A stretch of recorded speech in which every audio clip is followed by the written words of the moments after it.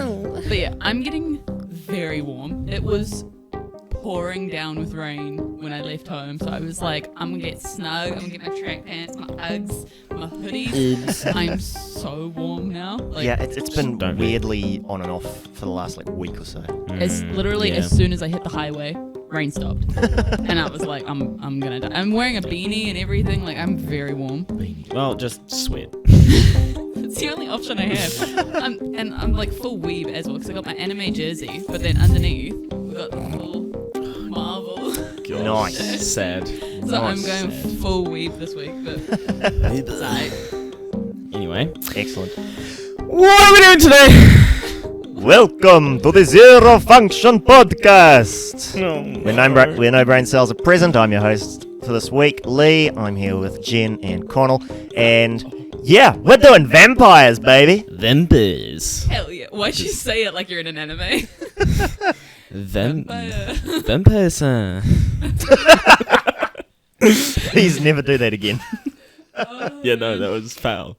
In every single way. Ew. Oh my god. Oh, yeah, so, but before we begin, what is your vampire?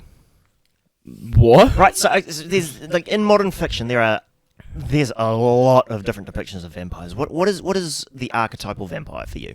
I don't know. Is there more than Dracula? Yeah, I mean, it could be Dracula. You know, you got your standard Transylvanian. Yeah, aristocratic vampire. You've got honestly, yeah, that's pretty much where my mind first goes. Just that what? more aristocratic Other than that, one. If you think Twilight universe, Ugh. right? Like, because they hit the vampires in like Brazil and things like that. Like, they were like pretty modernized, if it. You can say that. But honk, honk. Should we just ignore that? Neat. Yep. Yeah, just ignore it. We are going to die. I reckon. I mean, we could pause it. Nope. Nah, it's alright. I reckon I'd probably be somewhere along the lines of like Rosalie. Like, I think I probably would have been like that 1950s sort of, because that's when she was first bitten, somewhere around there. I reckon that would be like my main vibe, like a 1950s sort of like housewife vampire. Who the fuck is Rosalie? All right. The blonde one. She's like the bitch. Yeah, no. Are we still talking about Twilight? Yeah, I was going to say, we still talking about Twilight. I'm like, yeah, did we enter it? I've never watched Twilight. My mistake. I'm talking to two guys about Twilight. Yeah, not a good move. Oh, man. At all. That's what I'm going with. Cause, like, okay. What other sort of... I mean, personally, I've always been partial to the Darren Shan vampires. Did any of you read those books? No. No? Okay. If you remember, there was a really shitty movie made probably about 5-10 years ago called The Vampire's Apprentice. Nah. No, okay. I had no idea. Sorcerer's Apprentice. Okay, no. Sick film. That movie was a terrible adaptation of a really, really good book series. Isn't that like every movie? I mean, a lot of them, yeah, when it comes to young adult fiction. Yes, absolutely.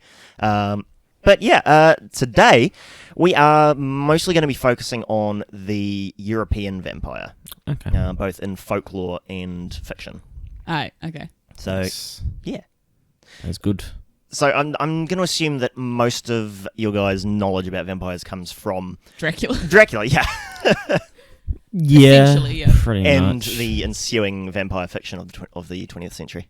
Yeah, Yes. like literally Dracula, Twilight, sussed. That's all I need to know. Debatable. Up until this point, I feel like I know a little more, but not enough to, No, I read the comic books about Dracula. I do remember reading those. Well, I would have been like 11 or something. Comics. Yeah, there was a... Not know there were comics. I don't know who wrote it, to be honest. Again, I was like 11 or 12, but there were it was Dracula series of comics. Okay. And I read those. Other than that, no. You lost me after that point. All right. Well, so vampires are one of those creatures that really has a parallel in pretty much every culture throughout history. It's like dragons. You know, like every culture develops a myth around dragons that is like completely unconnected to any other. Yeah. And it's like bizarre. You know, you've got the classic European wyvern, or the general dragons. The what? Wyvern or wyvern. That's They're the ones interchangeable that don't pronunciation. have like front. They don't have, Yes, like, front wyverns legs or something. Or Wyverns, wyverns, yeah, they have 4 limbs, and the front limbs are wings, as opposed to the classical dragon, which is 6 limbs, 2 of which are the wings. Okay, yeah. So Okay. dragon has 4 legs, wyvern has 2 legs. Yeah. Wyvern. I kind of jump between the 2 pronunciations. To be honest, I always kind go of think wyvern. So I kind of think of dragons. I'm pulling all my things from like pop culture, so I think of dragons like Dragon from Shrek. Like she's got 6, but like she's got 2 big legs and then technically like little arms, kind of like a T-Rex. She's got like smaller arms. Yeah, so that's a standard dragon. You've got the Chinese lung, the Maori taniwha, just everywhere in pop culture. Same with the vampire and various forms of undead. And a lot of that stems from... Well, yeah, because the folkloric vampire around the world has very little in common with the modern fictional vampire. Even the blood-sucking doesn't come in until a lot later on. So... Rip, okay. Well... The whole like main thing. Okay, but then it's complicated. Same with everything in the world. How did the first vampire come about? Okay, so first off, the word vampire is a relatively recent invention. It first appears in English in around the 1730s. There was a travelogue called Travels of 3 English Gentlemen, which was published in 1734, which first used the word vampire spelt with a Y rather than an I. So that's where that comes from. That derives... You're trying to figure out how to spell vampire? Yeah, I straight up was. I'm like... because Vampire, for reference. I heard the... Vampire. Yeah, you said the Y instead of the I, and for some reason I'm like, the Y instead of the V? Yumpire. Yumpire. Oh my god. I don't know why. My brain went to like Y instead of like the A. So it was like you know, like with Yvonne, how it's like yeah. So I was like, we're here, and then I was like, no, I got it now. VM. Oh dear. Vampire. Yeah, but in most European languages, the word is pretty much the same. It's some variation on vampire or upir. So very similar, especially in southeastern Europe, where a lot of these myths originate from. But it's so you threw me off at that question because my notes are like in order. Oh yes. How dare you? How dare you ask a I've question? messed up the research. How dare you? No, but we first see similarities with the modern vampire in legends about revenants, and revenant is kind of a catch-all term for a kind of basically a corpse that is inhabited and reanimated by a spirit. Oh, okay. Yeah. It's often used interchangeably with ghost by a lot of folklorists. So they thought vampires were people who had someone else's spirit like back in them? Kinda, yeah. They really have a lot more in common with zombies in early folklore than they do with like traditional vampires. Yeah, or modern vampires. Yeah. Oh well, yeah, that's what I meant. Yeah. I feel like it just gets a lot more complicated. Back then, they're just like probably like a. You can call it like a story to put your kids to bed. You're like, oh, the big bad like vampire is coming for you. It's just So you reanimate. go straight to the Transylvania. I'm sorry. It's stuck. I can't stop it. I mean that's a testament to how well that depiction of the vampire has stuck in the popular consciousness. Yeah. You know, But I mean, same with like witches and things like that. I feel like anything they couldn't explain, they were just like voodoo, bad voodoo, stay away. Bad shit. Place, cross. Yeah, pretty much. I mean, tracing the origin of the vampire specifically is difficult because, stories of supernatural beings that consume blood and flesh of the living are present in every culture, dating back like centuries, millennia, in some cases. It was like the blood drinking specifically was often attributed to demons or spirits rather than reanimated corpses. Okay. It's like a whole different thing. Yeah, well, in India, we see tales of the Vitalas. I don't know how to pronounce that, honestly. It's better than I would have done. Yeah. I feel like I've heard that word before. I don't know why, that's a kind of ghoul that was said to inhabit corpses. And what is a ghoul? A ghoul is a... It's getting more complicated, man. Yeah, again, like prior to the 20th century, a lot of these things don't have proper classifications, but a ghoul, like strictly in terms of ancient folklore, was an Arabic kind of a demon. It's a demonic entity. It comes from pre-Islamic Arabic folklore, and it's said to be a shape-shifting kind of demon creature that would either hang around in cemeteries or like in the desert and lure people out. Because also going back to Harry Potter, because that's all I know my references from. The ghouls in Harry Potter, they were just kind of like slimy, like... There were ghouls in Harry Potter? In the PlayStation games. There were ghouls that you had to like capture. They were like slimy games. Kind of like... Hey, I think I vaguely remember that from the early games. I had a sick childhood with my Harry Potter PlayStation games on my PS2. Don't you judge me. Yeah, you had to like capture the ghouls, and they were like, I think they were attracted to light. Or something like that. Anyway, that's by the by. Thank you. Thank you. But yeah, they were kind of just like... They kind of looked like ghosts, but like slimy spirits, I guess. Yeah, well, modern folklorists will often... Slimer. classify ghouls as, a kind of reanimated corpse. So, in a similar vein to vampires, zombies, kind of... it's all kind of an amorphous... Yeah. It's an amorphous kind of... wide classification of creatures. Okay. Really. The Persians also had tales of blood-drinking demons, and we actually have shards of pottery that have been excavated that depict creatures attempting to drink blood from men.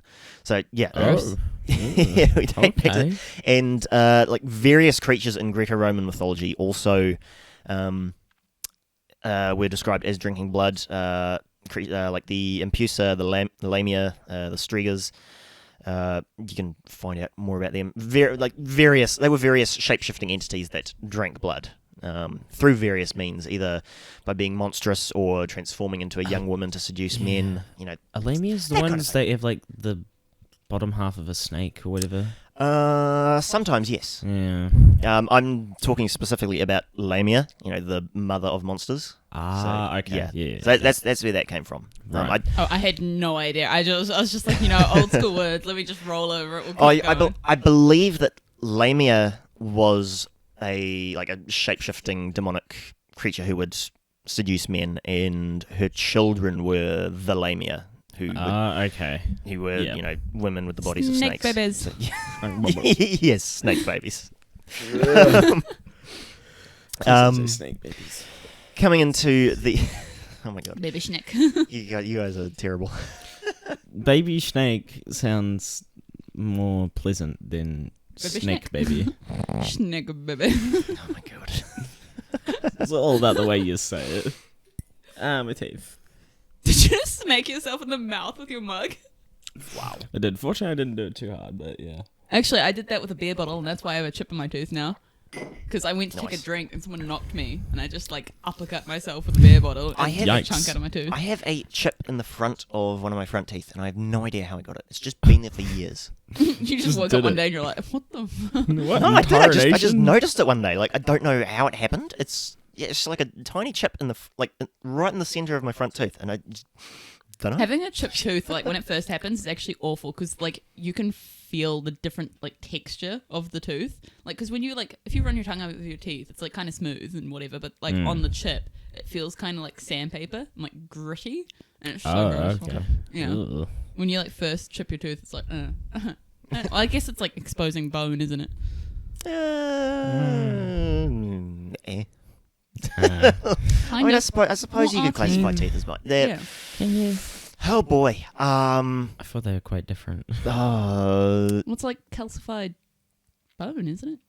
Kinda. Yeah. Oh boy, I used to know this. Yeah. But yeah, speaking of teeth, back to the vampires. Yeah, see, there was a segue to it. Yeah, good job. I tried.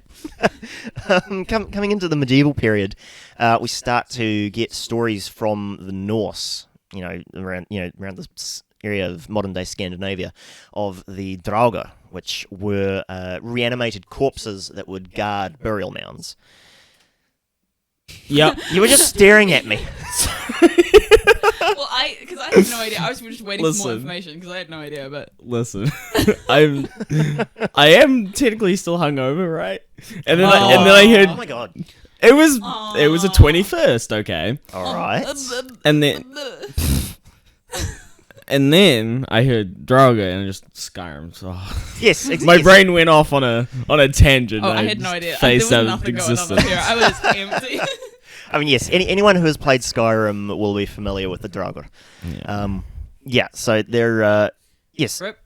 they're a Play kind of Sorry. they are the Norse equivalent of revenants. Usually the spirit of a deceased warrior will return to inhabit that warrior's body to guard its burial mound. Right.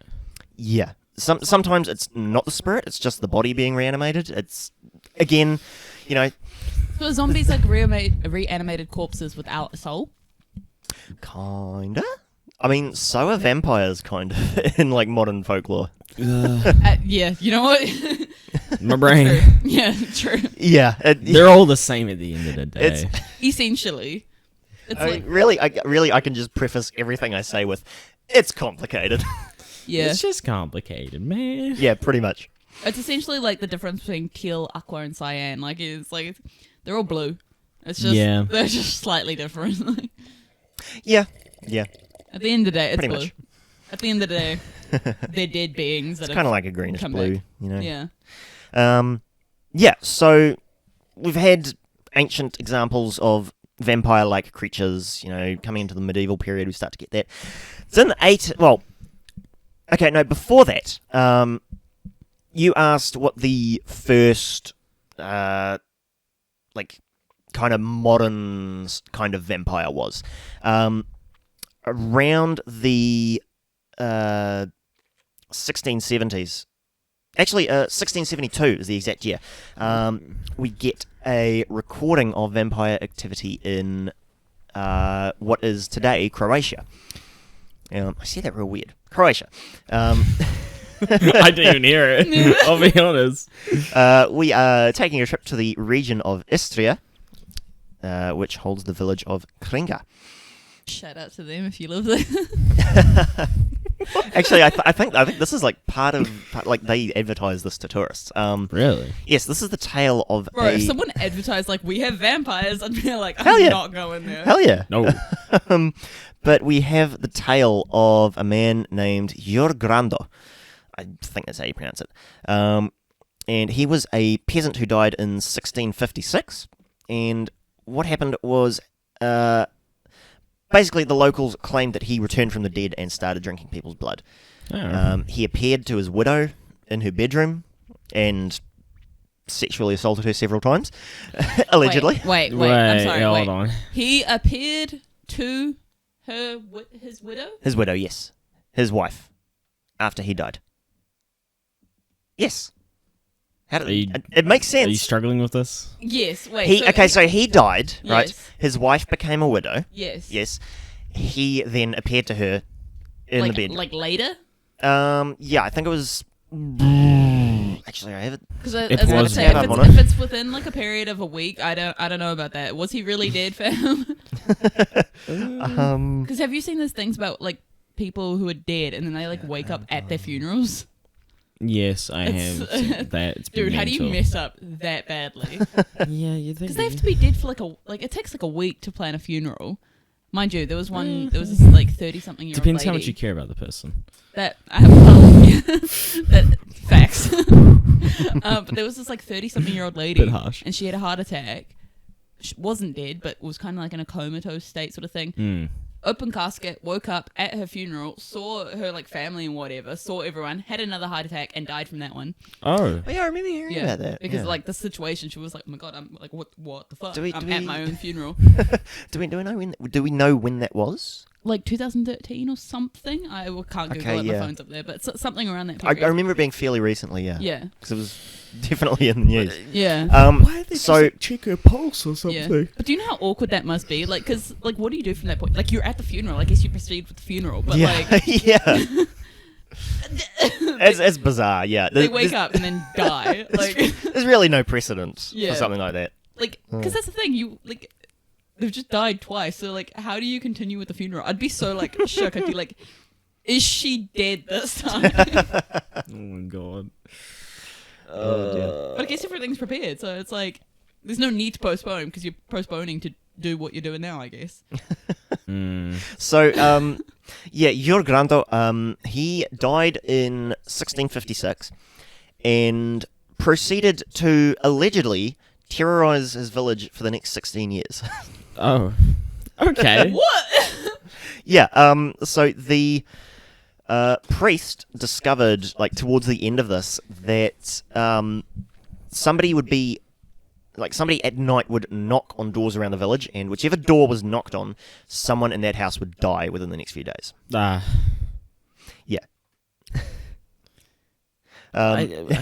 Yeah, and like during that period, he would also appear to his former wife in her bedroom. Eesh. Yep.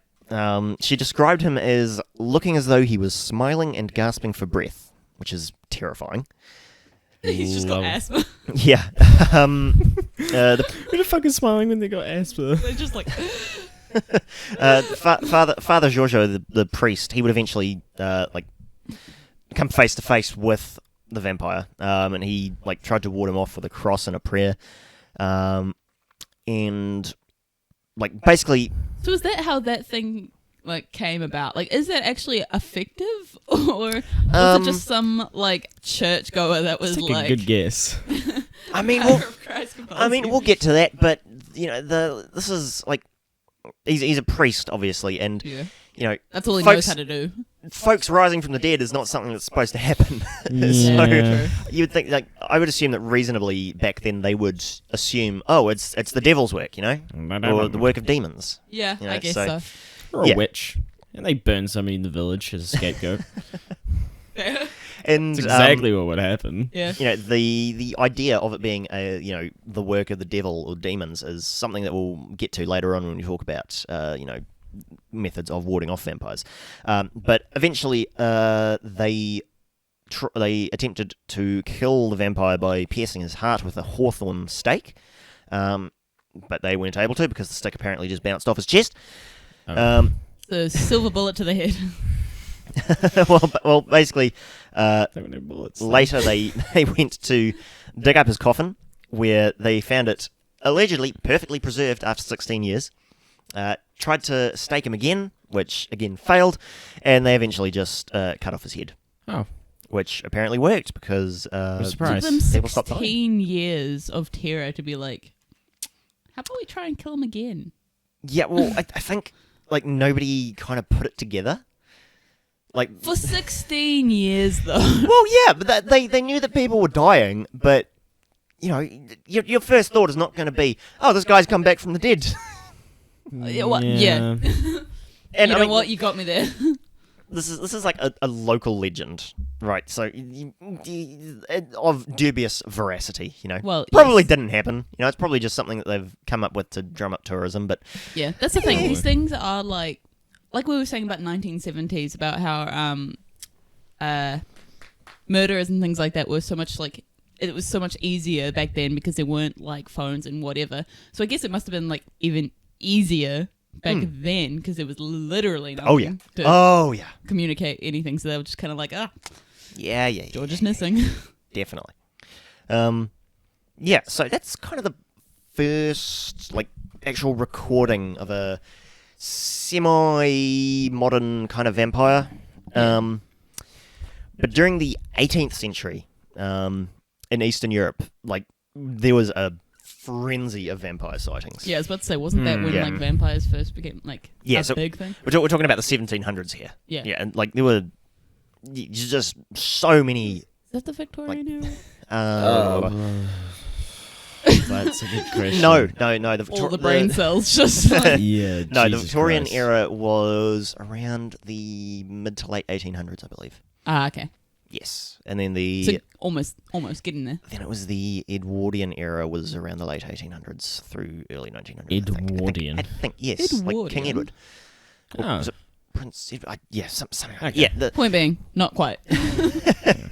yes, like periods in English history specifically are often denoted by the name of the monarch.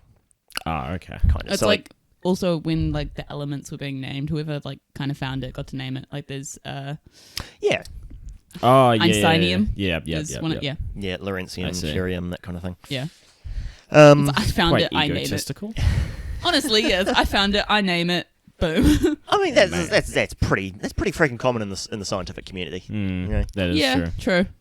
I mean, I guess why not? If you found it, may as well. Yeah, exactly. Did you know when the brief detour into dinosaurs again? That's quite the detour. Dragons. Well, when they were making Jurassic Park, the first film, Spielberg decided that the actual historical Velociraptor was kind of wimpy. It was maybe the size of a chicken, maybe a little bigger, like the actual Velociraptor. Right. So he scaled them up and made that the Velociraptor in the movie. Not long before the movie came out, they actually discovered a dinosaur that was basically a Velociraptor, but that size that they depicted in the film. Damn. It's known today as the Utah Raptor. Utah.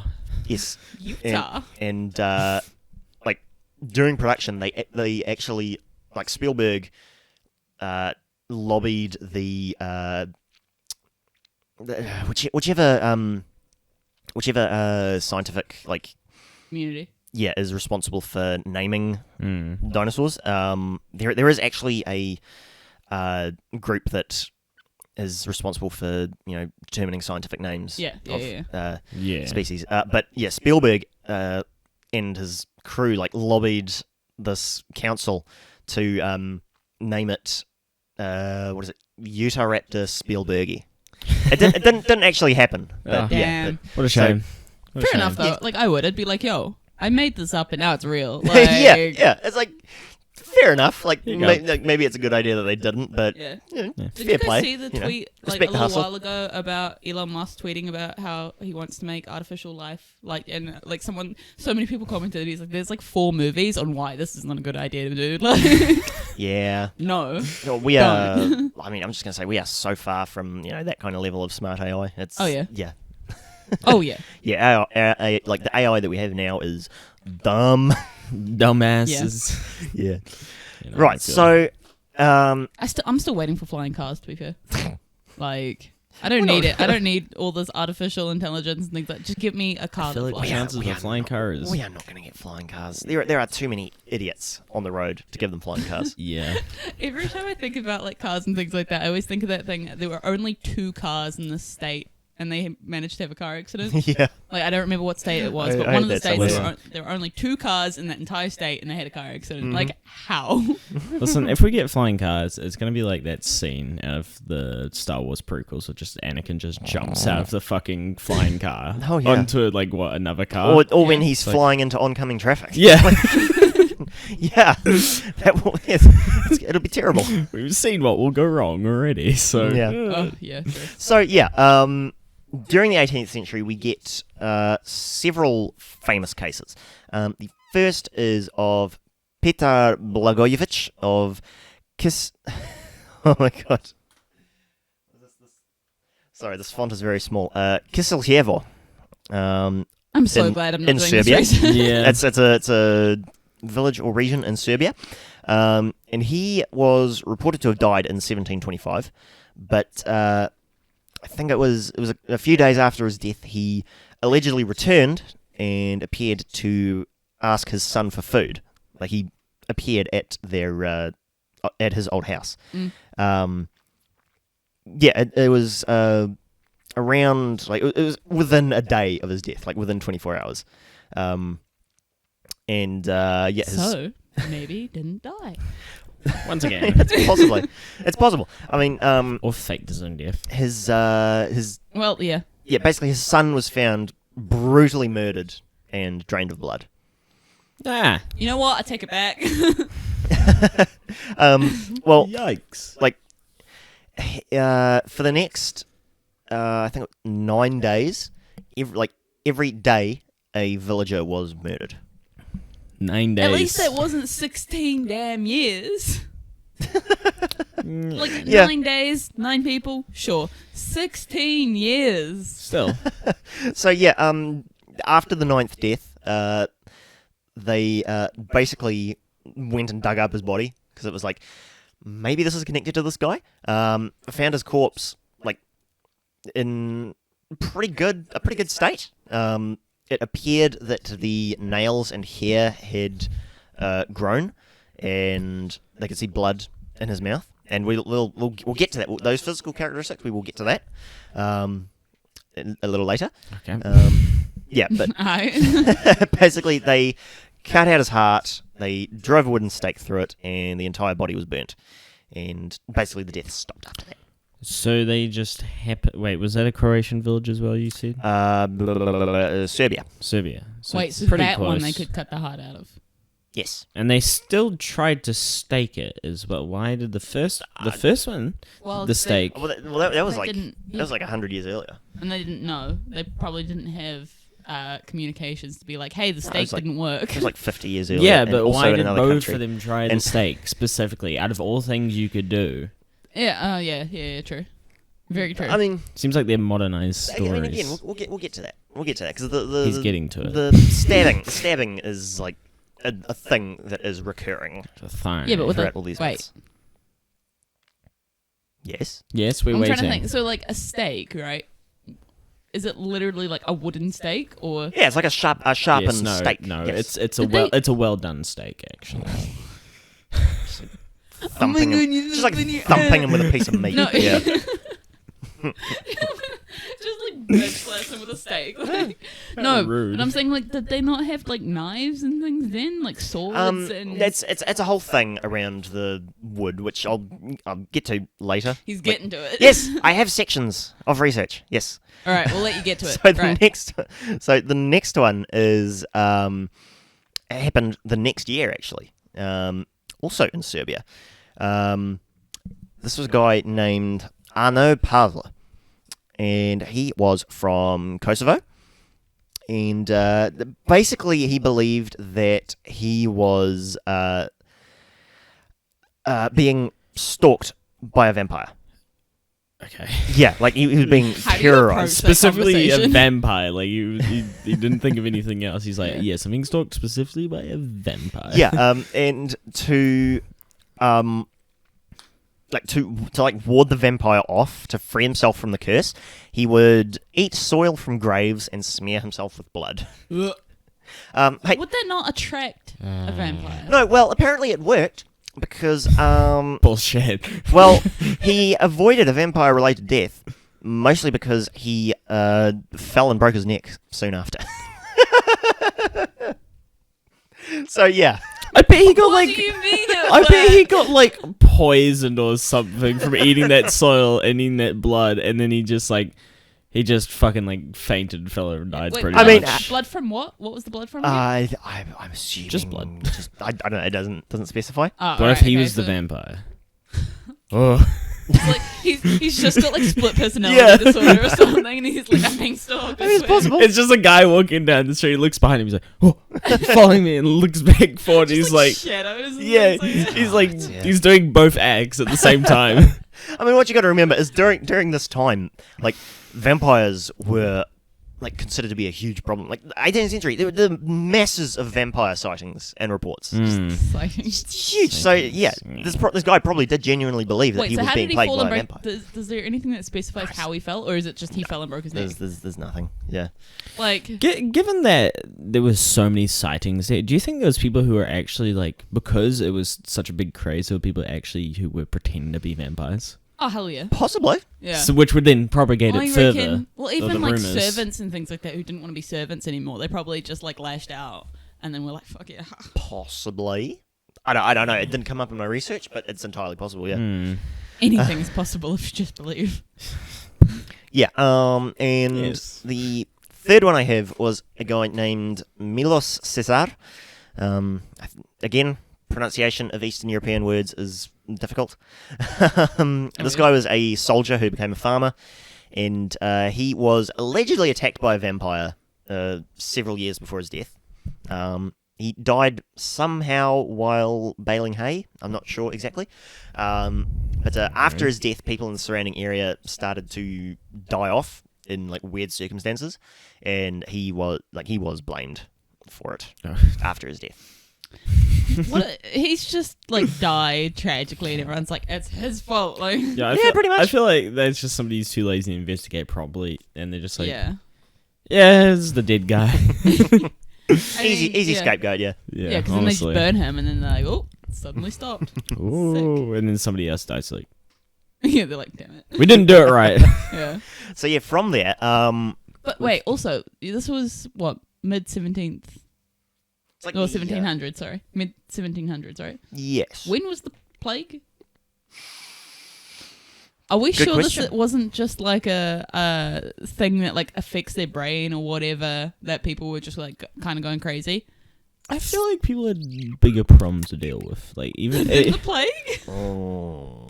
no. I mean, they had the plague, so I don't think they'd be really too worried about vampires, even if they were to be like if they were hallucinating. No, I'm saying like if they had some sort of disease or whatever that like affected their brain and they like went crazy. Because like, have you seen the thing? This is like very jumping to like modern day. This guy who had bath salts and he attacked some random guy and started like eating his face. Yeah. So I'm saying like that sort of thing, not the plague itself, but I'm just saying like something along that sort of line. What if that like affected them, and that's what the vampires were? Just like crazed people. It's entirely possible. I mean, Maybe the whole We'll get to Eastern European, maybe the whole Eastern European scene was just on something. They're just on bath salts. so yeah, the Black Death was the mid 1300s. So Oh well. Wow, that was way very earlier. removed. Actually, wasn't there one in? Wasn't there? There was a some sort- lot of yeah. plagues and diseases and Yeah, true. Yes, very true. what do you call them? Pandemics. Yes. Pandemics, yeah, I guess. Yeah. Pandemics. Yeah, so from there we come to the 19th century, which is where we really start to get the Meat. well, we start to see depictions of the modern vampire as we know it. And- Vampire. Hotel Transylvania. And it really all kind of begins with a period of 3 nights at the Villa Diodati in Switzerland.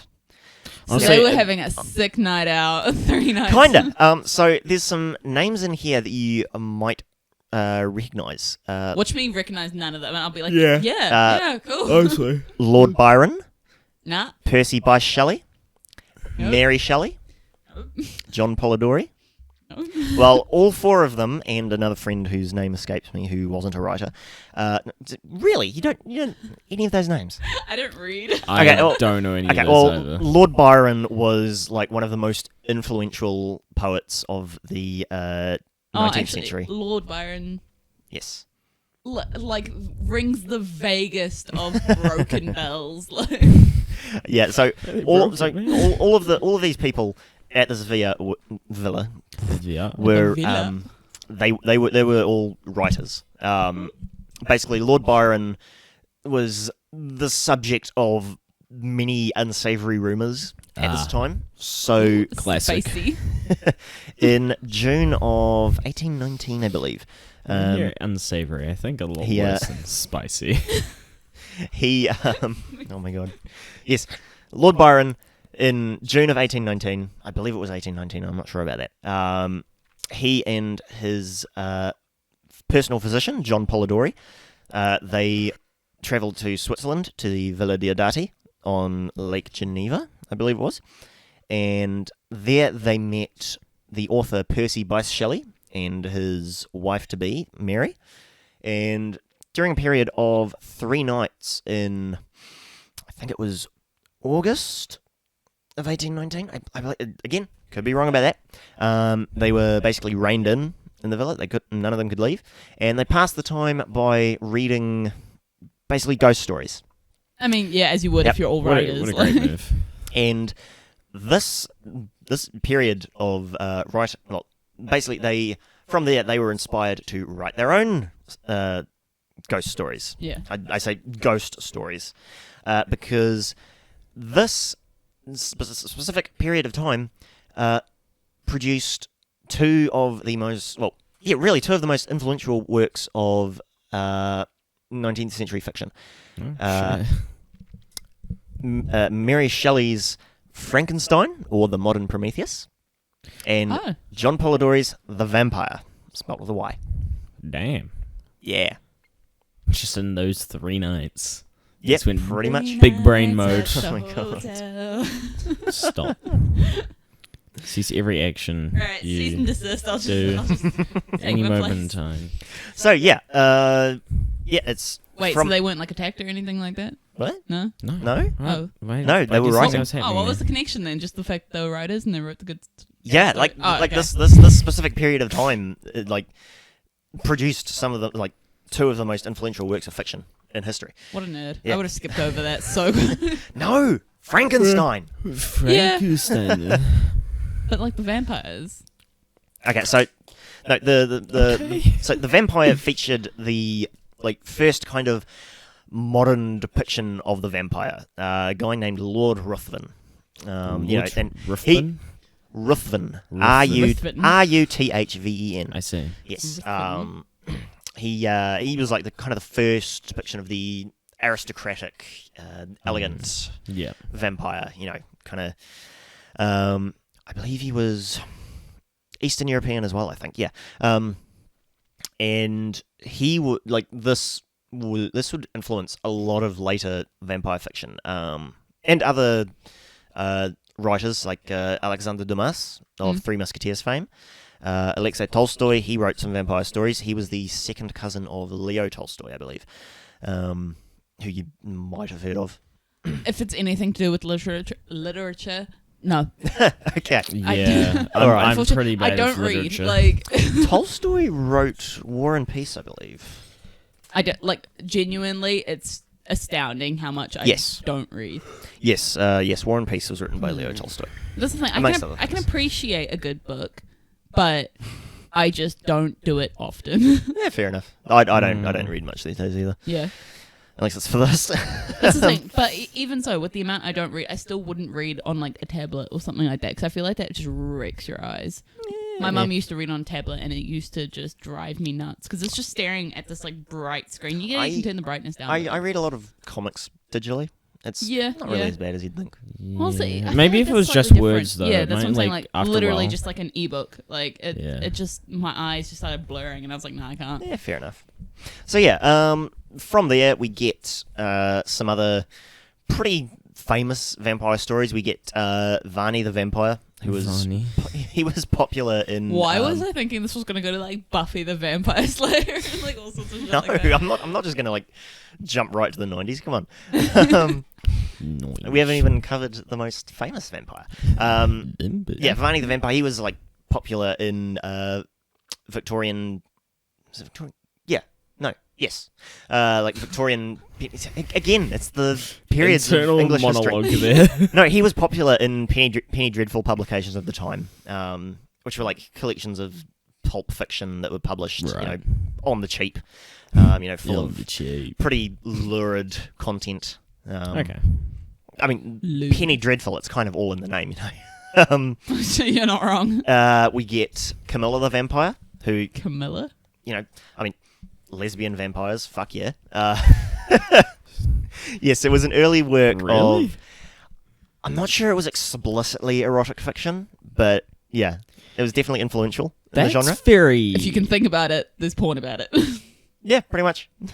That's very progressive, I would say. Yeah, actually, when it's quite surprising. I think it was fairly controversial when it was first Still? published, but yeah. Mind you, that's kind of like not kind of in the same vein, but like as soon as COVID became a thing, there became like 3 or 4 shows on Netflix about like global pandemics and things like that. And I'm like, people are still kind of dying. Like that's a bit. Oh yeah, Yeah. oh yeah.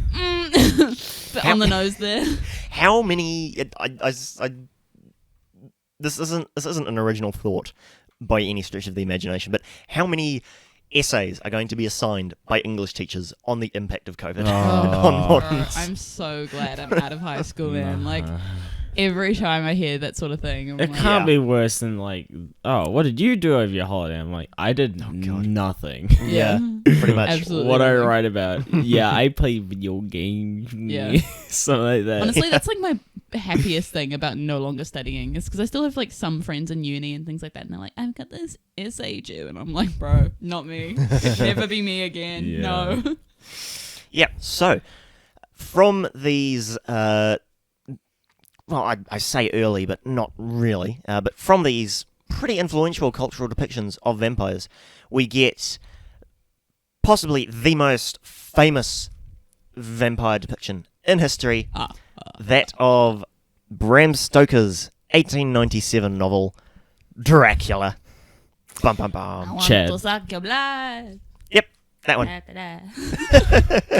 That was All right. That was sad at Okay. the end. You started. It's because it was meant to be more like built up if you guys jumped in, but you didn't. You just stared at me. So I was like, what do I do now? I didn't know where you were going with it. I'll be honest. If you said Kinda literally low energy anything, today. if you had said anything, it would have been fine. But you just stared at me. I prefer to watch silently and judge silently at the same time. I feel judged. I feel super judged. You should. You should. Oh man. Fuck's sakes. God. All right. Yeah. So, yeah, Dracula was very much influenced by these. Choke on your water. Oh my god, by these 19th century depictions of vampires. He took the aristocratic, very elegant, nobleman from the vampire.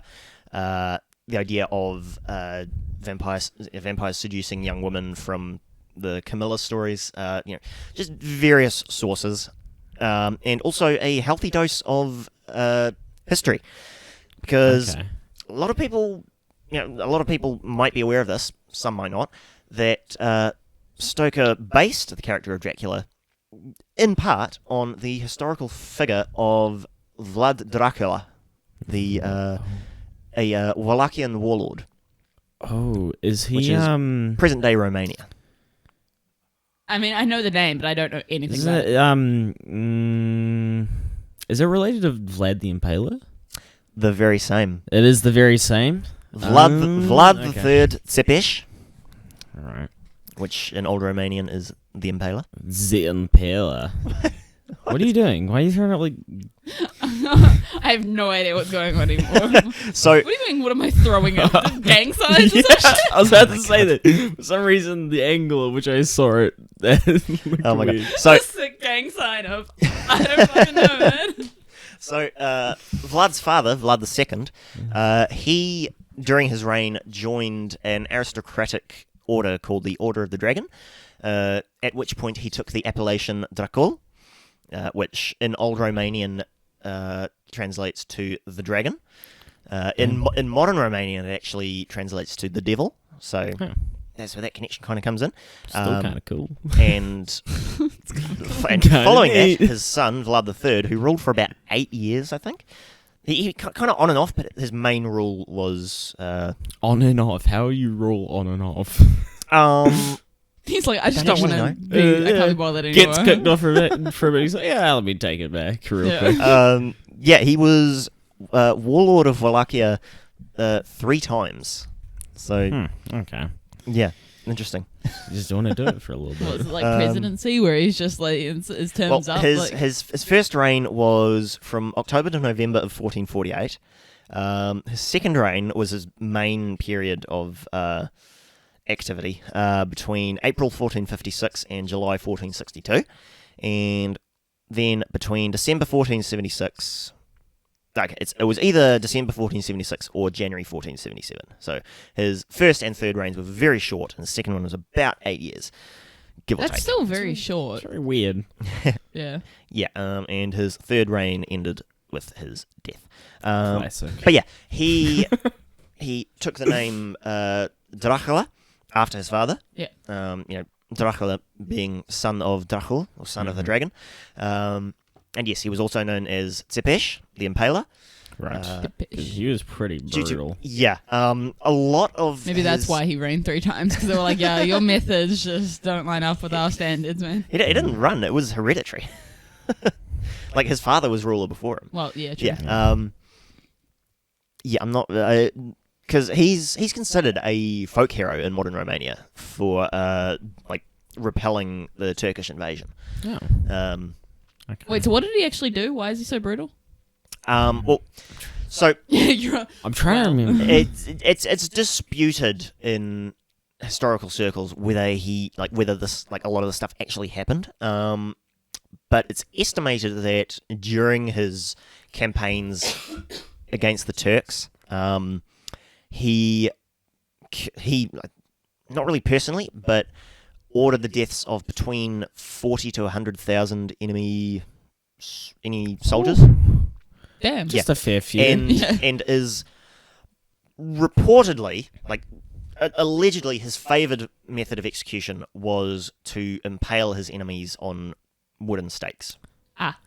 Yes. And then, allegedly, again, would dine among his dying victims, and allegedly would dip his bread in their blood before eating it. I feel that's exaggerated. Maybe the impaling. Yeah, Not the other things. We honestly don't know how much of this is true, but it's it's stuck because it's a good story. It's it's gory. It's nasty. yeah, it is. But why are all the ancient stories so gross? Because people were gross back then. yeah, pretty much. I mean, yeah, there were savages. Yeah. Oh my god. Hey, Comparatively to now, yes. Yes. the past is a foreign country. They do things differently there. Well, Yes. yeah. Yes. Who said that? Who said that actually? Sorry. We're going You? on a quote search. Honestly, I love quotes though. Oh hell yeah. There's a quote on the outside of the Good Home, and it was by Frank Sinatra, and it's something about drinking. And it was just real left field, and I was like, bro, what? L.P. Hartley in his 1953 novel The Go-Between. That was the opening phrase. Yes. Okay. So yeah, I'd read that. If it's got a sick opening, I'd read it. Oh my god. I mean, it's definitely a good thing to keep in mind when you're reading about this kind of stuff. I mean, obviously, even a fraction of what this guy did is true, then he's a monster. Who's the guy from Night of the Museum? But he's a real person. Night at the Museum? Yes. Which guy? But he's a real person. What is he? No, as in he's a character in the movie, but he was a real person. I think he's Hungarian. He was Attila the Hun? That's it. Yes. He did some pretty messed Oh up shit boy, too. I used to know this. Attila. Attila. He Attila the was Hun. he was ruler of the Huns from 434 until 453, and the Huns were the people of. Is that related? Hey. I would assume so. Milan? Yeah, they kind of that was 'cause- oh boy, we are going off on tangents. I quite often get Genghis Khan and Attila the Hun confused, I'll be honest. Yeah, very different. Attila was he's more Eastern Europe kind of thing, whereas Genghis Khan was from Mongolia, which is the area that that's the people that they refer to as the Huns in the film Mulan, because it's set during the Mongolian invasions of China. Ah, okay. But yeah, admittedly, that period of history is not my strong suit. Yeah. Asian I love history. how we're just turning to you, you should know. Not really. Just know it. Yeah. I thought You're you the were information supposed to be boy. the walking, talking encyclopedia. What happened to you? I mean, it's situational knowledge. I mean, yeah, that's a good point. Mind you, you know the right Situational. thing to Google as well to like Oh, yeah. pull up information. Whereas I'd be sitting there for like 20 minutes being like, give me a sec. Like, almost there. I think I I know found what I was looking for. I know enough to get myself in trouble. Yeah, That's a good way of putting it. very true. Yeah. Anyway, let's get back on track. So, yeah. Vampire. So the fictional Dracula doesn't really have that much in common with Vlad Dracula. Yeah. He was just like, the name was cool. Yeah. Wait, so yeah, I've just made the connection. So was Dracula in terms of vampire not actually like real? What do you mean? As in like because the novel he wrote, Yes. but actually like Vlad Dracula wasn't actually like.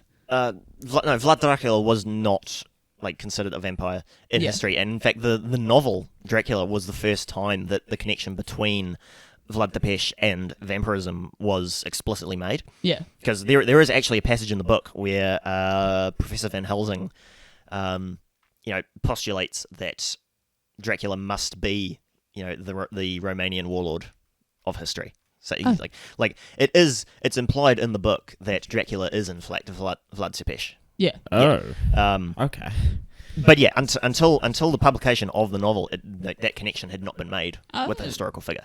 Yeah, I mean, obviously nowadays, we kind of think, we kind of hold Vlad Tepes. Sorry, I've said Tepes all my life. It's Tepes.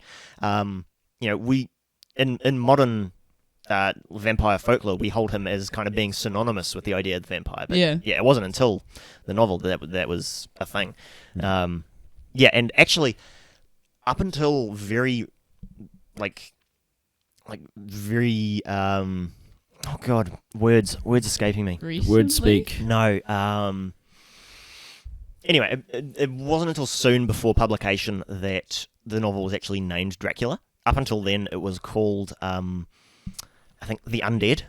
Oh. And the character was named Count the Vampire with a W. Okay, the book title not as catchy. No, it's not, right? Like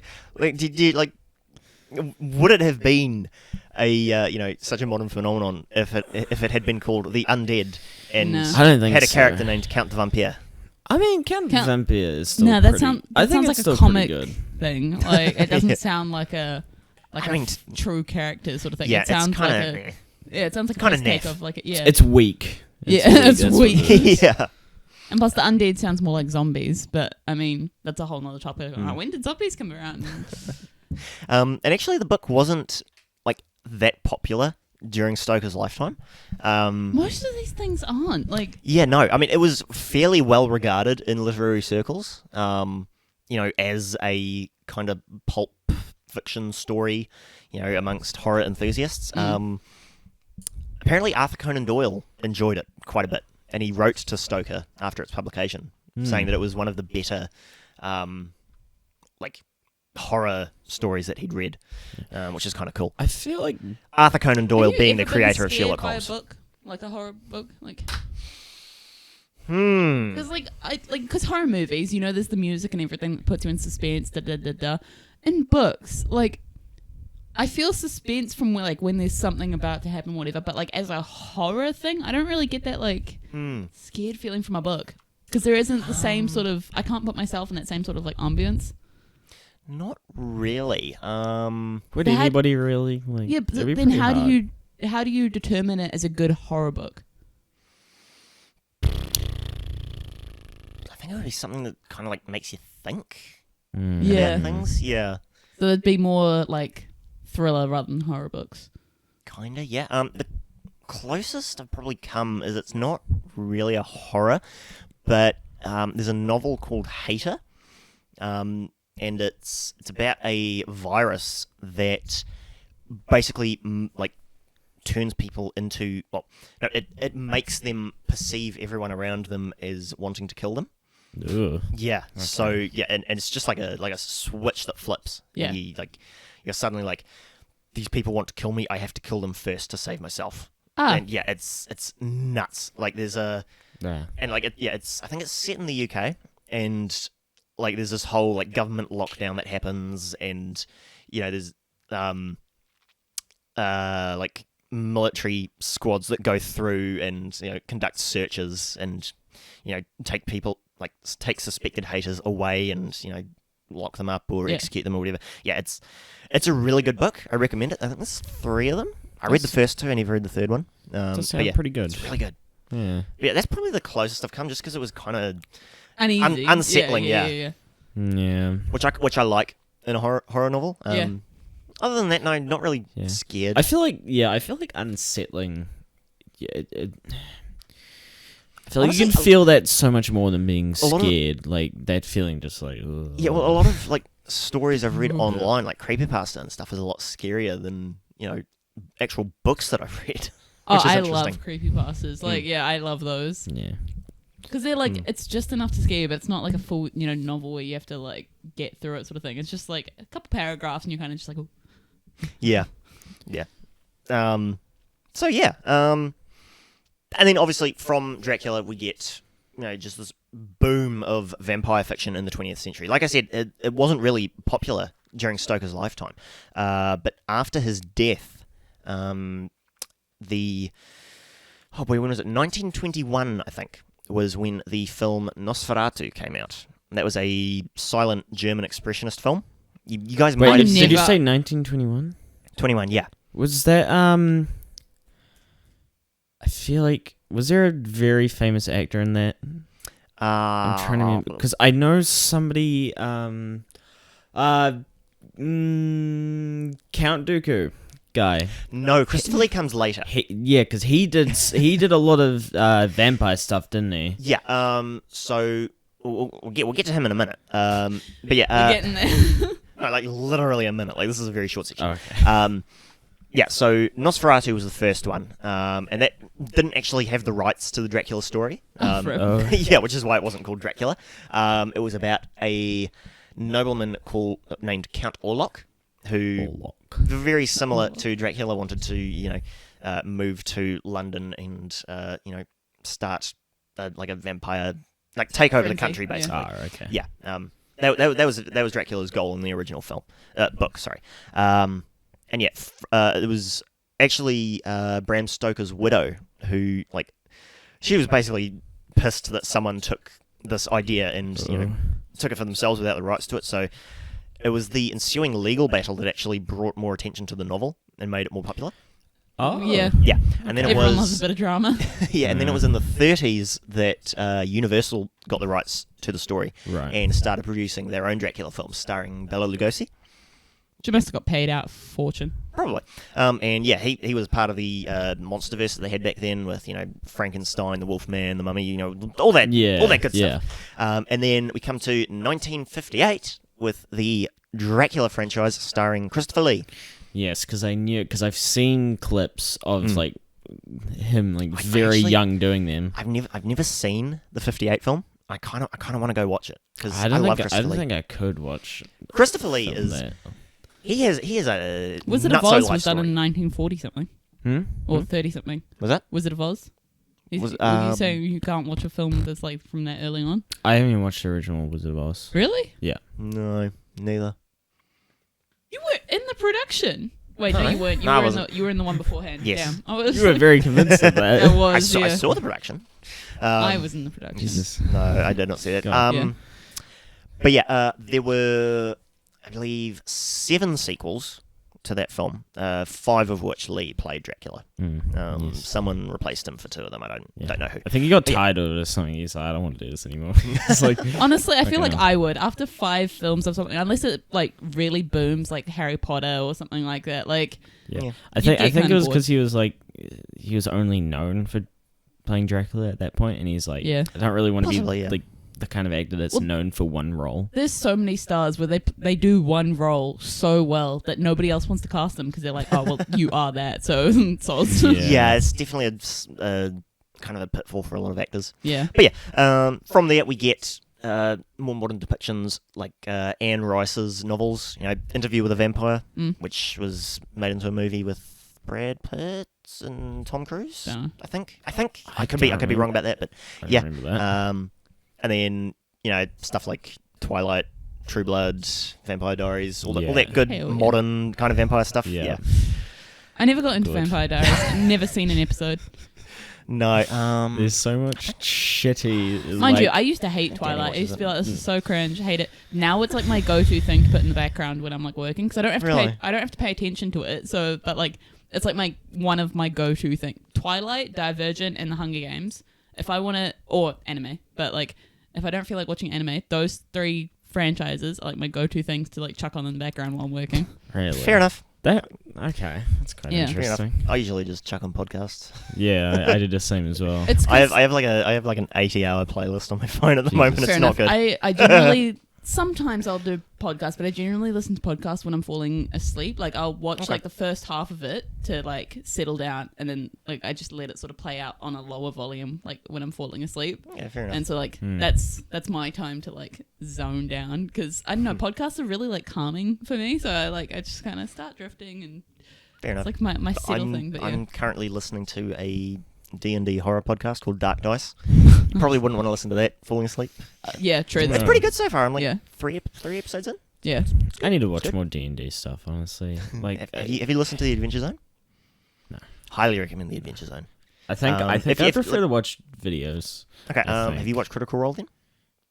I have. No, I've seen that. I have not. I've like listened to the first episode. I need to get back into it, but there's so much to get through. Oh, see, I've just seen like clips and things like that from it because like I understand D&D on a basic level extent. Oh, I will take you through everything if you want. Yeah, I will lead you guys into the wondrous world of D&D. Because I've only played one game myself, but it was like a quick setup game. Still took us like 2 hours, but like so I played that and I was like good to like understand and go through that, and that was really fun. But that was still like 2 years ago now. I will guide you. Yes, we are doing our own D&D campaign. Yeah. Yes, I am DMing for these two, my partner and a couple of her friends. So party of 5. That's pretty good. Hopefully we have a healer. I feel like the healer has to like do so much more or think about so much more than everybody else. They can be brain in. The healer's like, right, who do I heal and get up first, which will be advantageous to this encounter we're in. If nobody chooses a paladin or a cleric, I can always just send an NPC with you guys that I play. So. Yeah, that's great. Yeah. Yeah. So, do you have any final notes? I mean, I've got a section that we can run through pretty quickly on like, just like general vampire stuff. Yeah. But that's like the main meat of the history of the vampire. Yeah. Yeah. So yeah, we'll run through this quickly. So yeah, we're pretty specifically looking at the vampire as it derives from 18th century kind of southeastern European folklore. Which is like what we've covered. Obviously, there's vampire-like creatures in plenty of other cultures. You've got the chupacabra in Mexico. Yeah. The ananalang, I think. I could be wrong with that. The what? From Malaysia. I think anyone listening who knows what that is probably like shouting at me right now. But yeah, it appears as a elderly woman who at night detaches the head from their body. Is she a snake woman? Grows wings. Oh. And like it's like the head and spinal cord, I believe. The head grows wings that detaches from the body, and they go out and suck the blood of young men or children. What the fuck? Like that. Yeah. Look, that sounds like a fever dream. We could do episodes upon episodes on monsters from Asian cultures. Like they have some nutso stuff. Honestly, and African cultures as well. Yeah. Crazy stuff. There's actually a quick detour. African cultures, especially in like Central Africa, there's still a lot of active like folklore beliefs there around stuff like vampires and witches.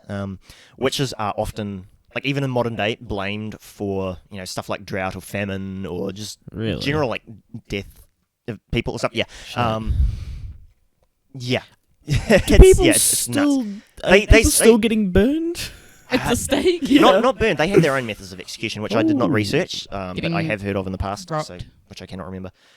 Stoning, yeah. That's it. I couldn't think of the words. So just getting robbed. Drowned. Yeah, it's rough. We can do episodes in the future on that. But yeah, Asian and African monsters, nuts. Honestly, yeah. Like some really cool imaginative stuff. Yeah. like, I mean, even just some stuff that happens in movies, like, especially horror movies, like Saw and things like that. Like, who thought of that? Like, even though it's for a movie, right? I'm still kind of like, this person was like, yo, do you know what would be a sick trap?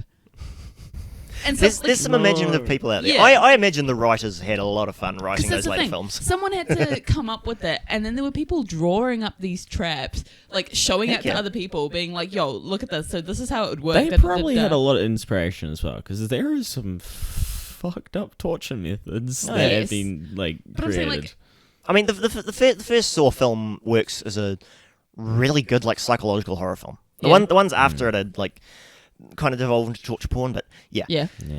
I do imagine the writers on those later films had a lot of fun. That's the thing, when you look at it just from like a movie standpoint, like it's, you know, like it's scary, it's whatnot, but when you look at it from like a psychological standpoint, you're like, wow, what were these people thinking when they came up with these traps and things like that? And like the guy who gets like super glued to the seat or something, and he like leans forward and everything like rips off, like. I don't remember. I've not actually seen any of them. I haven't seen any movies, but we had to study it for when I was studying special effects. I think I might have seen it was the first one. It was the worst class of my life because I don't like gory things. I studied special effects, but I don't like gory things. No gore, please. Yeah, and there was a saw trap that had like 5 people involved, sort of thing, and they were like pausing it on like the crucial moments, and they were like, so what do you think makes this, and how do you and it was like people's like heads being crushed and things like that, and they were like, what do you think this makeup is, and I was like, yeah, no thanks. It was like gross. Disgusting. So speaking about gross stuff, here we go. the image of the pale, elegant, aristocratic vampire is a very modern invention, you know, from those stories that come from the 18th century. The like traditional description of the folkloric vampire was that they kind of look like gargoyles almost. Kinda. They were usually like bloated, and they had like a ruddy, purplish, dark complexion to the skin. Yeah. That was often attributed to the drinking of blood. Or the fact that they're dead. Well, blood was often seen seeping from the mouth and nose. They would be like still wrapped in their burial shrouds, and often one eye was found open, like when they dug them up. I was like, just the one eye. Yeah. They would when they exhumed bodies to like check for signs of vampirism after death. They would often find that the nails and hair appeared to have grown. Why didn't they just cremate everybody? Religious beliefs mostly. Oh, okay. I would imagine. Yeah. Because I feel like that would be my go-to thing. I would be like, yo, okay, it's kind of a problem. I think we're just going to burn you all. Yeah, so pretty much all of that can be attributed to various stages of decomposition. Yeah. Like the bloating, obviously, is like the gases produced by bacteria eating the flesh. The dark colour, it's like another stage of decomposition. The nails and hair and teeth appearing to grow is like the skin shrinking back from like those harder pieces of the body, right? Yeah. Which is like a very early, like it happens very early in the decomposition process. So those are kind of like the characteristics. There are various ways that vampires were created. In the case of revenants, they were often, the reanimated corpses of evil people, people who'd done like horrific things in life, sometimes suicide victims or witches, people accused of using magic. Suicide, that's kind of sad. Like they're like, I just want to end it. You come back as a vampire. Yeah, a little bit. I am now immortal. Yeah, bro. I'd be like, bro, are you kidding me? Yeah, they could be malevolent spirits possessing a corpse, or you could be bitten by a vampire. Yeah, which is like the thing. Why do you look at me every time I do something? Because every time I look at you, I'm questioning your existence. In a lot of Slavic traditions, this is also shared by the Chinese. This one, it could be a corpse that was jumped over by an animal, particularly a dog or a cat. Yep, that's a weird one. Wait, what do you mean jumped over? Just like the animal jumps over the body. What, like a sheep jumping over a fence? Like it just like you've seen a cat jump over something on the ground, right? Just like that. Like specifically, They just jump over you. Okay. so they jump over you and now you're possessed. Yeah, you just become a vampire. It's like the Look, I'm not saying that the That's stuff the is weirdest version. Like a particularly ram just sensical. walks up to your grave and is like, Yeah, Okay. yeah, why not? If a body was buried with a wound that had not been treated with boiling water, they could become a vampire.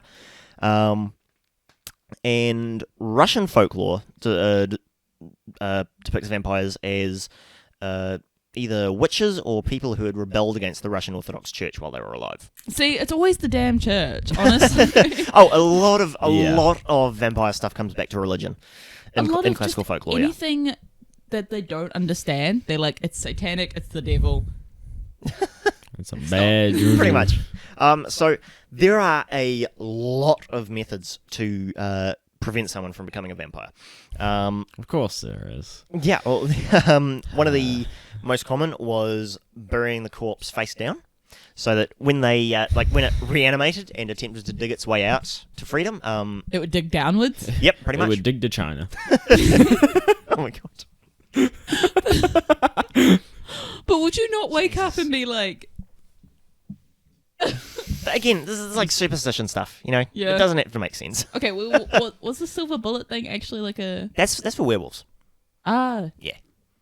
You fool. Yeah. So silver bullets are You said that so long ago. Like I know, but we never got to it. my brain He didn't just got process to it back then. But yeah, no. yep. Dumbass. Bullets are I swear bullets were like a thing for vampires, though. Maybe one- they're just I don't bullets, think so. hollow bullets filled with holy water. one moment. I just remember the Van Helsing movie where he had a crossbow just shooting stakes. It was great. Yeah. That was sick. All I can think of just like is steak. Like now, so it's just like the meat, just like shooting chunks of meat. Stop. Yep. In Romania, as recently as the 1800s, they would often take the precaution of shooting a bullet through the coffin. Oh, Yeah. okay. just a regular bullet, not a silver bullet. Oh, so they're Yeah. like, he's now laid to rest. Yeah, pretty much. Pretty much.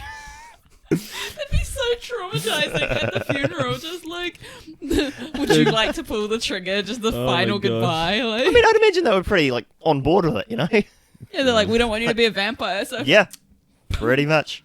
Again, the past is a Bro. foreign country. yeah, that's actually nuts. Yeah, so they would If it was your child, yeah. You don't want your kid to become a vampire. Yeah, honestly, I Basically. feel I'd be more worried about the vampirism with their beliefs yeah, back then. true, true. Yeah, so often they would bury earthly objects, like just kind of everyday stuff, like a scythe or a sickle, with the body. So Oh yeah, give them a weapon. well, that would supposedly satisfy the demon, so that it wouldn't possess the body. Ah, yes, I've acquired this everyday item as a great demon capable of possessing bodies. Yeah, The pretty demon- much. This has satisfied me. Well, The demon's like, I've got a knife. part of that is So you'd I'm going imagine, back like, here. during the bloating process in decomposition, you know, if like the blade that was placed in the coffin would, you know, pierce the corpse and cause the, you know, all the gases to rush out, so that if the body was exhumed, it wouldn't appear bloated and they wouldn't assume it to be a vampire. It's just like they Kind of makes sense. They put a pitchfork, In a way. like a pitchfork in the grave, and the demon goes back and it's like, "Hey, Satan, my one's better than yours now." So like that. Just like, you fucking bitch. Just wakes up and he's like, yo. Yeah. There's GTA, like, yo, get it. there is a Greek version of the vampire called the Vrikolakas, which was warded off by placing a wax cross on the corpse, along with a piece of pottery inscribed with "Jesus Christ conquers." And that apparently prevented the body from becoming a vampire. Jesus Christ Not worth it at conquers. that point. So yeah, there were other methods, such as severing the tendons of the corpse at the knees Ooh. so that it couldn't walk, or like placing What, so it just becomes the friggin' grudge coming out of the ground. crawling. yeah, again, it would make like it they more were- difficult to get out. Yeah. My eyes are adjusting, so I just took off my glasses. Good job. But like, because I assume they don't feel pain because they're dead. Don't know. I guess I honestly don't know. But they would also often place a handful of poppy seeds or sand or something like that on the gravesite, and that was to basically keep the vampire occupied, because it would have to count the items that would place there. Right. And that's a common theme among vampires and certain other Would the supernatural seeds creatures. not grow? No, it's like poppy seeds. You know poppy seeds? Like you see them on like bagels and stuff. Yeah. I was thinking poppies in the flower. Like, I mean, same difference. well, yeah. So would it not grow flowers? Mm. That's what. Yeah. I mean, Dial up. Are you okay? I mean, I assume it's like dried seeds, you know. Yeah. Like, I don't know. I mean, People He are just whack. wakes up and he sees the flowers and he's like, oh no. But yeah, You know what? No. but the intent of that was to keep the vampire occupied, like all night, because it would have to count each individual grain or whatever.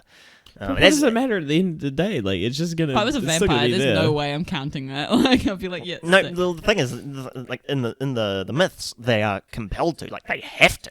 Oh. It's not a choice. Vampires be OCD. There's actually there's a term for it, Arithmania, which is like a compulsion to count things. And every vampire has that for some reason. I mean, a lot of them. It's also in Chinese folklore. We see it in Indian folklore. Why? They just come back with problems. But yeah, have you guys not heard of this before? No. No. Oh my god. Honestly, no. Dude, I said I was Rosalie from Twilight if I were a vampire. Do you think I've heard of poppy seeds being counted? Let's be real. That's so odd. If preventing... Wait, you said sand before. Yeah. They were counting individual grains of sand? Yeah. Keep it occupied. It's getting What? worse and worse. But what is the I point would- of occupying it? I Because would it's give still him gonna a be, bucket of It's still sand. going to be reanimated. What does it matter?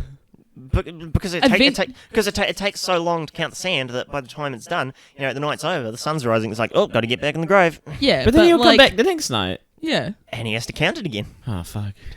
Well, Basically- don't you think he'd separate it out so you'd know what he's counted and what he hasn't? And He's I'm already sure counted it. Yeah. Look, why are we thinking this through so much? like- It's a superstition. It's and not like supposed to make sense. Eventually, he's going to wake up and he's going to finish counting, be it like a week or two later or whatever, and then he's like, sick, I've counted. Right. Well, I would assume it has to start over every night. That would Like it be- has to do it in one That session. would be the ultimate pain. Okay, let's stop thinking about this. This is absolutely Yeah, absurd. you guys are putting far too much He thought into wakes this. up in Sorry. the morning and he was Jesus. We got very latched onto that for some Yeah. reason. no, but like he wakes up in the morning and he's like, was it 1,003 or 1,004? Oh, For anyone listening or watching who does suffer from arithmomania, I am very sorry for these guys' just insensitiveness towards the topic. I can understand. You are though. seen. You were seen, you were heard, we believe. Oh my god. Genuinely, that seems like a debilitating condition that I would not yeah. wish on anyone. Well, mind Um, you, It seems like a more intense version of OCD, sort of. Yeah. I would Yes. imagine it is like something that is present in individuals with OCD. I have yeah. like a very, very, very mild thing. Like I have to eat things in twos. Like I'm like an even person. Like I'll like count like amount. So if I take a handful of something, I'll count it up to make sure that it's like an even number. And if it's not, I'll take one more. I'll put one back or whatever. Like I Yeah, eat I, things I, in twos. I think everyone like kind of has like some tendencies towards that. Like Yeah, the volume on the TV or whatever always has to be an even number. yeah. Like I can't have it on an odd number. It I- bugs the hell out of me. I had a friend who was like that, but odd numbers. Like Oh. everything had to be on No, an odd that's Pain. That is unnatural. Yeah, everything had to be on an odd number. And she's like, it just has to be. And I was like, no, it has to be even. She was like, no, it's odd. And I was like, dude, no. Yeah, not great. I cannot be your friend anymore. It hurts me inside. A little bit. So, if you were unsuccessful in preventing the creation of a vampire, there were certain apotropaics which you could use to ward off a vampire. Coming in? He's bringing out bigger words. Apotropaic magic is basically the Atropaic? warding off of apotropaic. One more time. It's the warding off of evil. Atropaic. Apotropaic. Apotropaic. There we go. There you go. Hello, my brain. So like if you've ever like had a lucky charm or something, Yeah. you know, for a show or a sports game or whatever, you've engaged in apotropaic magic. Oh. Okay, so when did garlic come in? So garlic is the first example. And that comes about. Yeah, we're running a bit long, but we're getting to the end. Yeah. Garlic is there's various theories on the garlic thing. One is that vampires. Hey, anyone eats too much garlic, I'm staying away. Well, one is that vampires have heightened senses. Yeah. So things like garlic and sunlight are really offensive to them. Like like debilitating to them, pretty much. Yeah, like they cannot stand. Like their sense of smell is so heightened they can't stand the smell of garlic. Yeah. Another theory is that because remember this is all folklore. You know, there's like really no basis in fact for any of this. You know how eating a lot of garlic can prevent mosquitoes from biting you.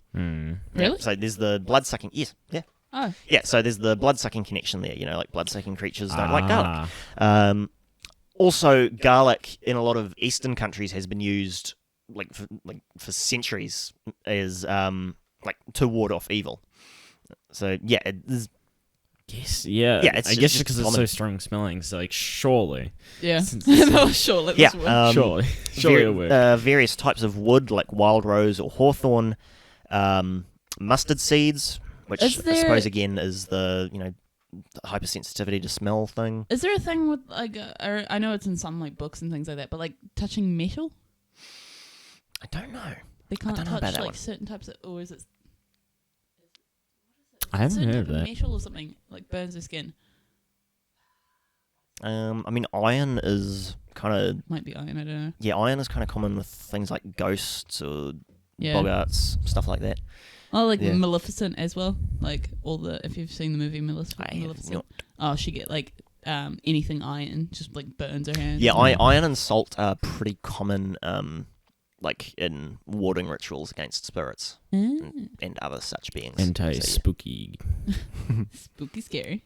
Yeah. Okay, and I was gonna say, and how do you kill a vampire? We'll get to that. We have more apotropaics to get through. So Sum it up, boy. well, we've come to the religious ones. So things like crucifixes, rosaries, holy water, and that's all like all of the religious related stuff comes from the belief that vampires don't have souls, basically. Sure. So all that would work. It's why in some traditions they're not able to walk on consecrated ground like a churchyard or a cemetery. That they can't cross running water because in folkloric traditions running water was considered clean and therefore holy. Whereas a vampire was unclean. What? So they just I have heard. they get about someone that, to run them but- bath, and then as soon as it's not running anymore, they're like, I can get it. No, now. like running water like a river. Yeah, like they can't, So they can't cross can't running even, water. They can't even like go over bridges, can't they? Yeah, pretty much. Yeah. Yeah, they can't cross bridges and stuff. Yeah. Well, if you're That's on pretty common. like a little island, then how do you leave? You Well, just the ocean isn't running water. a beach is kinda. We're talking about like rivers and stuff. Don't overthink it too much. That's the pitfall you ran into with the Arithmania. Just Don't take do a it. coffin with the body in it. What? Turn it into a boat? Yeah, just like chain it and put something heavy weights at the bottom of the river, and there you go. He's stuck in the middle. Can't escape. Yeah. that Also, easy. they. Oh, I see what you mean now. Like, yeah, okay, yeah. I thought you meant to like cross it, but yeah, okay, yeah. Yep. So we also have the aversion to sunlight, which again could be viewed from a religious angle. The light of God illuminating them. Do they only sparkle in twilight? I mean, the sunlight has, in various works of fiction, has taken on different levels of lethality to vampires. In Bram Stoker's Dracula, Dracula was only weakened by sunlight. Like, he was basically a normal human during the day, and then at night gained all of his full vampire powers, speed, strength, shape-changing, all that kind of thing. Right. I believe in Twilight, it just They just sparkle. It just reveals their supernatural nature. Yeah, they just sparkle. And Yeah. I think I've seen that clip the somewhere. skin of the devil. Yeah, apparently they weird. just like sparkle like diamonds. Yeah, Nosferatu was really the first depiction of sunlight actually harming a vampire. Yeah. But yeah, again, that's a whole religious thing. As is the aversion to mirrors, because obviously in some narratives they don't have reflections, they don't cast shadows. Again, it's the whole thing about not having a soul, not having a reflection. And in apotropaic magic, mirrors are often used to reflect bad energy out of away from a house. Yeah. You generally want to have if you believe this stuff, you want to have a mirror facing the front door of your house so that any evil energies that come in will be reflected out and not linger in the house. Fair enough. So, that's an ancient I have a belief, superstition that I never used to have until I met this guy at uni, and he was like, not having a mirror facing your bed. So yes, the mirror in my uni room, just the way my room was set up, the mirror was just opposite my bed. It was doorway, mirror, my bed. And he kind of walked in and he was like, you should probably cover that. And I was just like, what? And he was just like, it's just like a thing. Don't have a mirror facing your bed. I feel like it is quite unsettling. Yeah. I don't know. To me, I never really noticed it until he said that. And I went to bed that night. And then, I could see myself in the mirror and I was like, nah. Bad vibes. And so I pinned up my towel above the mirror and I was like, nah, I'm not dealing with this now. Yeah, mirrors and reflections have a long history in superstition. Well, they were also doorways to parallel universes and things like that. Yeah, in some beliefs, yeah. Yeah. But yeah, so I've never had a mirror facing my bed ever again. yeah. Fair. So we basically the last section that we have to go over is the distraction of a vampire. Yes. So obviously the most common and probably most popular method is a good old-fashioned staking. Hell yeah. Stab. Yep. This is particularly popular in the Slavic cultures, where the myths really originated from. Yeah. Usually stakes of ash or hawthorn, sometimes oak. Aspen was also popular because it was believed that the cross that Christ was crucified on, there's a lot of K sounds in there, that the cross was made of aspen, amongst other woods. How would they even know that?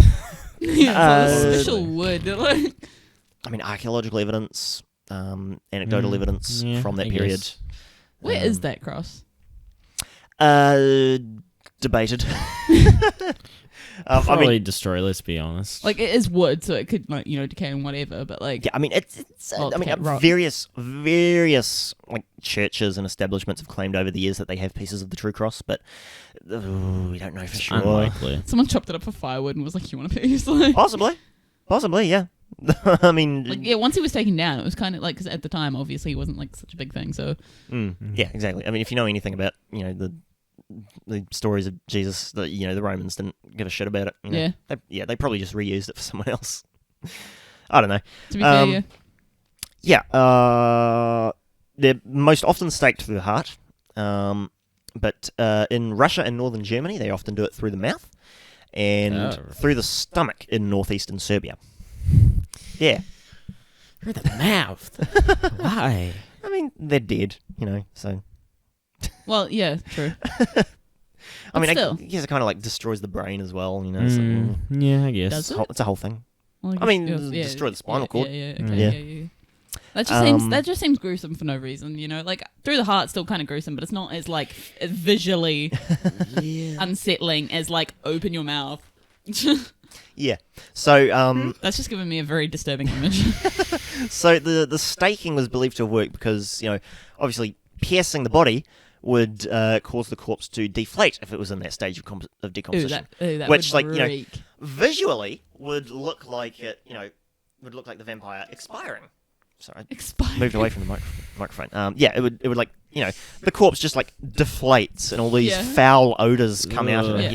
You would consider that you would see that and smell it and you'd be like, oh, the evil spirit is leaving the body. We've done it. The vampire is no more. Picture, like, Success. rotting flesh, like, Well, yeah. And again, that comes back to why they buried them with sharp objects, was to cause automatically cause that deflation. Like, I doubt that they made that connection. They were just doing it to like ward off the evil, to ward off spirits. But yeah, that would be a happy side effect, I guess. Yeah. if it works, it works.